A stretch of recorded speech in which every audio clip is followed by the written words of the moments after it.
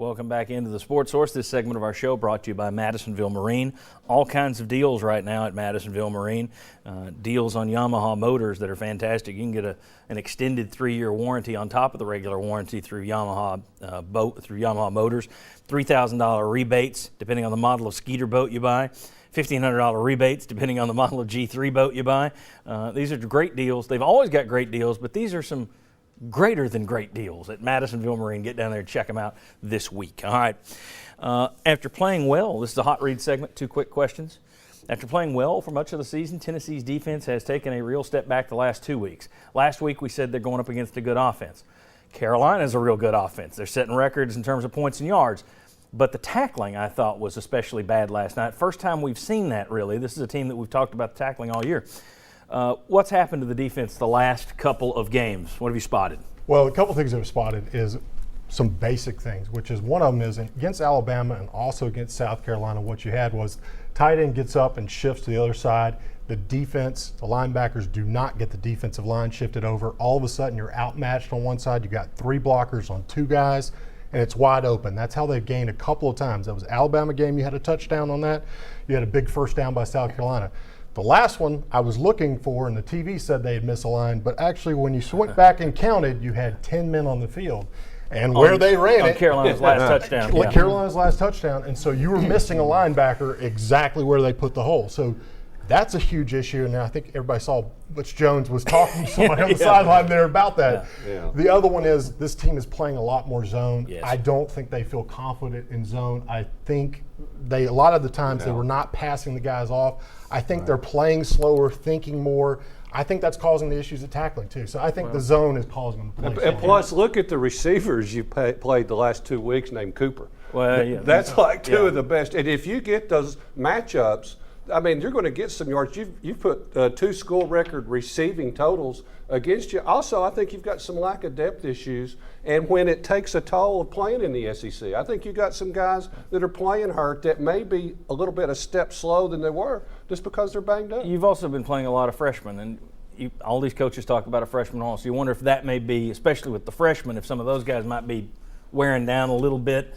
In terms of Coopers, I looked last night for Missouri and Kentucky and Vandy. I didn't see any DB Coopers, no Gary Coopers, no Cooper Mannings, so you should be good. Watch out for name changes. Kiffin's no longer coaching, so he's not going to change A couple things that I think. One is Tennessee played a lot more zone against South Carolina. One reason is they were fearful of their speed, so they were trying to call multiple coverages in the secondary with their zone, and they had some busts, and they didn't do a good job with it. Here's the other thing, too. Third down defense. By my charting, they've given up 21 third down conversions in the last 33 attempts. After being so good. After being so good. That's South Carolina, that's Alabama, and that's fourth quarter against Ole Miss. Third down for what?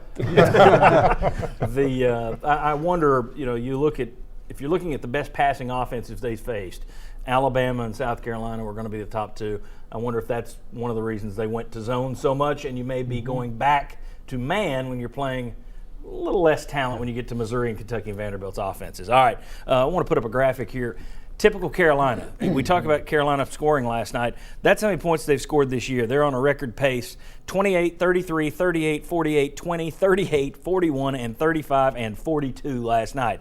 You also look at the Cincinnati-like points they've allowed this year on that right side, and I'm trying to keep myself balanced on this Josh Dobbs thing. Tennessee with 600 yards last night and 45 points. You see that just about everybody's been doing this to South Carolina. They've been terrible this year.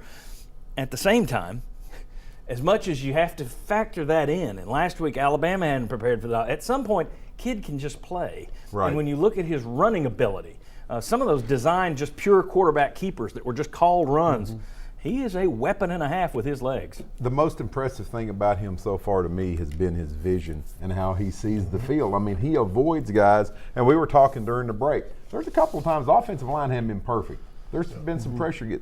He went by a guy last night that was pressuring him just like he wasn't even on the field. And to me, that's been the most impressive thing is he sees everything, at least in his running game, he sees everything. Bob, along those lines, the touchdown pass to Kroom, that was his third option. So for him to go through that, and now he bought some time, but for him to go through that's pretty impressive. And how big was the play at the end of the first half? I mean, to me, I mean, you just That was can't. a great call too. Yeah, but I mean, to be able to do that and pull it off with the talent and almost like the ease with which he showed that he got to the end zone, I think that's remarkable. And that goes to something, I don't want to get off the Dobbs thing, but the play calling. Everybody talks about how bad Tennessee's play calling is. Remember against Georgia, the draw plays that worked? You're in the same situation in South Carolina. They think you're going to pass, you run your quarterback. Mm-hmm. So when you're on Tennessee's play calling, they're doing a pretty good job of matching some stuff up against the defenses that they've got to go against. His passing accuracy, that's what he has a problem with in practice, from what everybody says. We saw it some last year. He still had some spotty play last night. He was 8 of 18 at one point. Throws the interception. But the way he came back from the interception, and he wound up in his last 15 passes, he completed 10 of them. I mean, he's got a little bit of spottiness in his accuracy that needs to be worked on, obviously.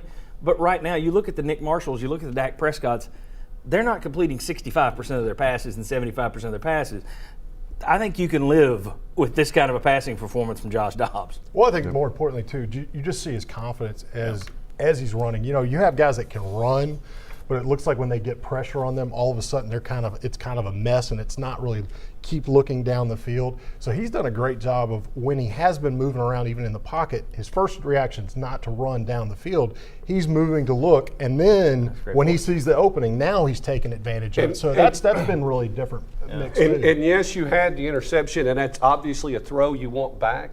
But that was Tennessee's only turnover. Yeah. So the formula for going on the road and winning in the SEC, keep your turnovers to 2 or less, and you've got a chance. Yeah. And Will, I think that's a key point. He's more of a quarterback who can run. A lot of these guys are runners that they're trying to convert into quarterback, into passers. Right. He thinks like a passer, and he can run. I think that may be a better wiring for a guy moving forward. All right, when we move forward, our ex-Vols join us, former Vols, VFLs, what do you want to call them, including Sterling Hinton. And we're going to let him gloat a little bit because he picked the Vols to win. Of course, he would pick them against the Dallas Cowboys. But hey, Sterling is next. All our VFLs are next. We got a lot of stuff to come.